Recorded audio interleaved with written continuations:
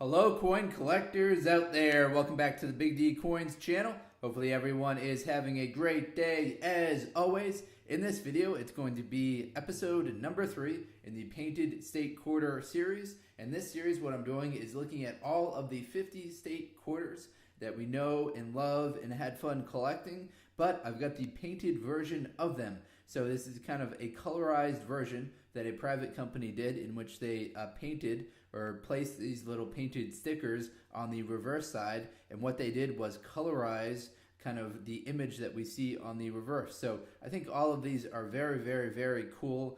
They're fun to look at, so I'm doing a little series in which we're looking at 1 year increments of each of these quarters. Now, if you're looking for a video where we look for really valuable, rare coins, this isn't going to be one of those videos. There are plenty of other videos like that on the channel and on other people's channel on YouTube as well, so feel free to head over to those and check them out. But I think these will be fun, kind of explaining what we see on the reverse of each of the coins. At the very end, we'll talk about the mintages of each different quarter that we see right here, and we'll talk about the values of the coins as well. So if that interests you, please do stay tuned to this video. We will move these 4 aside, and we'll get started with the first one that came out in the year 2001. For each of these, we'll put side by side the original state quarter here with the painted version on the left. All right, the first one that came out in the year 2001 was New York. So what we're looking at here on the reverse side of the coin, we see the Statue of Liberty. It's celebrated as the point of entry for millions of immigrants who came to America. The statue was a gift from France given on October 28, 1886. We also see the outline of New York State, which includes a path traced from the Hudson River to the Erie Canal. So we see the Hudson River right here. They kind of did an interesting job of connecting New York to Long Island right there. It's not really that big of a connection, but we see from Hudson Bay, or the Hudson River right here, all the way up to the Erie Canal way over here. So that is the path that's being traced right there. For all of these state quarters, what we'll see is the name of the state up here at the top, the year it became a state. So this one will be 1788. North Carolina will be 89, Rhode Island will be 90, Vermont will be 91, and Kentucky will be 92. So interestingly, they all are going to be 1 year apart for this year, for this 5 coins that we talk about here. So we'll see the name of the state, the date it became a state, and then the year the coin was minted down here at the bottom.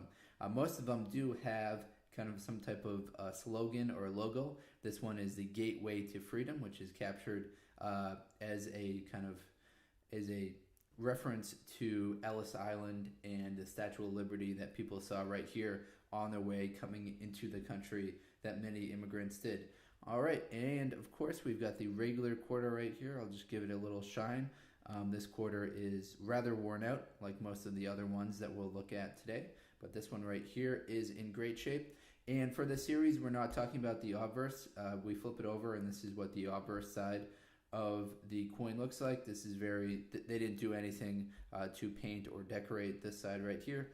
All of the action is on the reverse side. All right, number 1 out, number 2 on its way right here. Here we see North Carolina. North Carolina became a state in 1789. And what we're looking at on the reverse, we see the historical first flight, which took place at Kitty Hawk, North Carolina, on December 17th, 1903. The Wright brothers successfully flew their plane called the Flyer for a distance of 120 feet. So this is the first flight in which someone was able to fly a plane that held, kind of greater than just the human body. So it wasn't just a glider, it was a propelled plane right here. That all took place in Kitty Hawk, and the date of December 17th, 1903. So very cool design we see right here that's captured.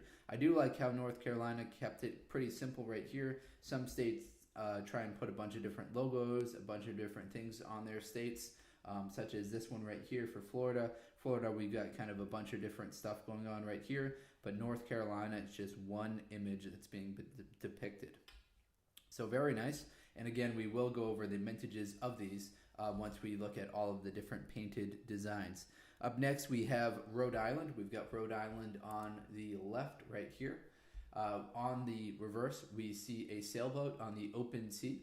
The sailboat is shown in Narragansett Bay, Rhode Island. We also see the Pell Bridge in the back.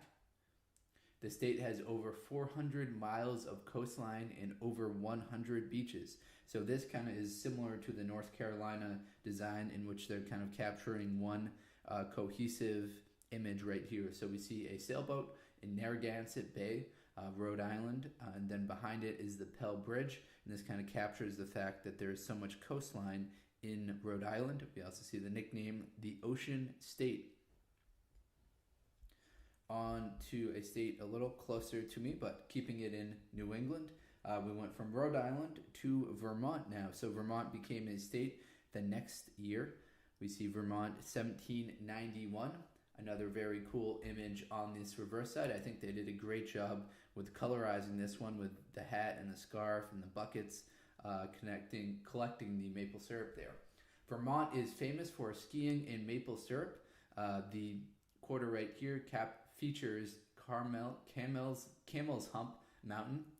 Camel's Hump Mountain is in the background right there. Sap is being collected in buckets from maple trees. So we've got maple trees in the foreground right here, and Camel's Hump for skiing in the back right there. We see freedom and unity right here. So freedom and unity. And we've got those maple trees sap is being collected from them. So another nice design with just kind of one cohesive look to it.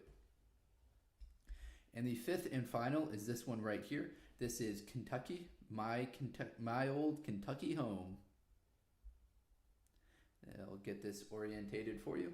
And what we're looking at on the reverse design right here, we see the stately mansion of Federal Hill. It's shown with a thoroughbred racehorse. So we've got a racehorse right here. We've got the stately mansion of Federal Hill in the background right here, and the racehorse in the foreground. Kentucky is famous for its racehorses and its annual Kentucky Derby. The state song is My Old Kentucky Home. So that's rather cool that we see the state song right here. Most of them that we've looked at so far, like Vermont and New York, have state logos. A lot of them also have state birds and state flowers, like we've got Oklahoma right here, which will be coming up much later. But very few of them. I think this might be the only one that has a state song written on the quarter. So very cool right there. We've got Kentucky 1792 and the state song My Old Kentucky Home. All right, let's quickly recap the ones we looked at. So we've got Kentucky, Vermont, Rhode Island. Now we will get into the mintages of these coins. We'll also talk about the value. Oops, sorry for knocking the camera there. We'll also talk about the value associated with these coins. Now the mintages and the value are going to be just for your regular quarters, not for these painted quarters, of course. All of these have a value at a AU 50, so about uncirculated 50 at 35 cents, so just over face value if your coin is in the about uncirculated or almost uncirculated condition. At a mint state 63, these four right here will have a value of $1. This one will have a value of $1.25. At a mint state 65, these will have a value of $2, and interestingly, this one right here will only have a value of $1.50. So it seems like for Kentucky, they're a little bit more rare at the mint state 63 and not at the mint state 65. There were two proof sets which were made for the state quarter series. There was one which was a regular proof set with the copper nickel clad coins. There are 3,094,000 of those, and that set would include one of each of these, so they all have the same mintages. And there were 889,000 silver proof sets that were made. The regular proof sets will have a value of $3 at a PF 65, and the silver proof sets will have a value of $10. So the silver proof sets will be worth a little bit of money, but you also had to pay a significant premium to actually purchase them. As far as the mintages go, how many were made at each specific year, at each specific mint, I'll just run down the Philadelphia ones. There are 655 million made for New York, 627 million made for North Carolina, 423 million made for Rhode Island, 423 million again made for Vermont, and 353 million made for Kentucky. So if you're collecting the year 2001, the easiest to find will be New York right here, the first one, and the hardest to find is going to be the last one of Kentucky. All right, everyone, that's all the info that I've got for you today. If you're still watching at this point, please do remember to hit that subscribe button. Feel free to check out some of these other videos that are on my channel. What we do here is we focus on coin collecting. We do a lot of cool videos, such as this state quarter videos and others. Thank you very much, everyone, and best of luck coin collecting out there. Enjoy!